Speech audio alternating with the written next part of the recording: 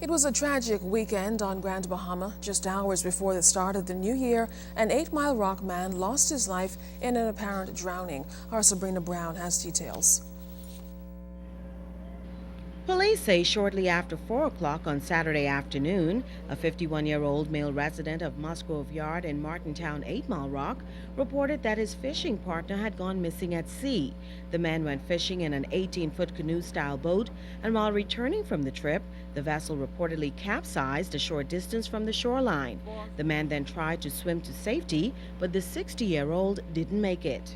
Now, the Police Defense Force and Basra immediately mounted a search for the victim. His body was recovered and pulled ashore here in the Hannah Hill area around 6 o'clock Saturday evening. The victim's family identified him as 60-year-old Eddie Cambridge of Musgrove Yard in Martintown. Eddie's sister Enid Cambridge-Thompson lives in New Providence and traveled to Grand Bahama on Sunday. She reflected on the moment she got the tragic news. I feel bad. I even was supposed to go to church that night. I even didn't go. So the following morning, I called one of the girls and tell them to tell Pastor the reason why I didn't come and what happened. And I want him to pray for me, you know. From my mommy died, he take care of me. Him and my older brother, they care of me. I'll say they were my mommy and daddy, although my father was alive. But while this family mourns, they are also seeking answers. Enid claims that jewelry items and a cell phone were stolen from her brother's apartment following the fatal incident. When I came here yesterday and I went to the door and they showed me where he used to live, and I said, so one of the gentlemen who lived next door to him said, well, no one was in here since the police leave.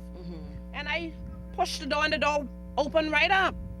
And definitely my older brother was with the police there to get something out of his ID to identify, you know, who he was. And definitely I know the police make sure that the door was locked. I know that police didn't leave the door unlocked.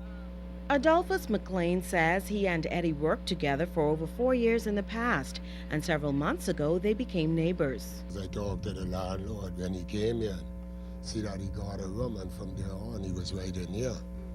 Never had no problem with, you know, he was very nice. So how did you feel when you got the news? Well, when I got the news, I went out on the scene and I felt it. Sabrina, ZNS News.